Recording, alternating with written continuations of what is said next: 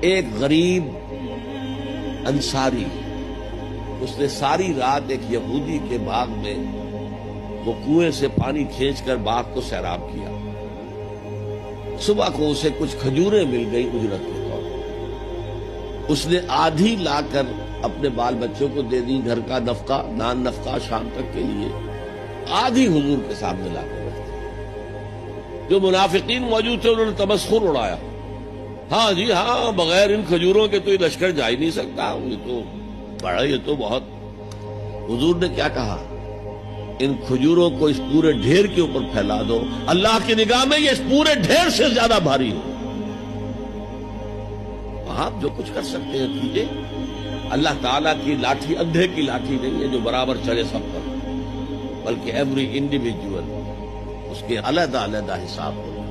اللہ اللہ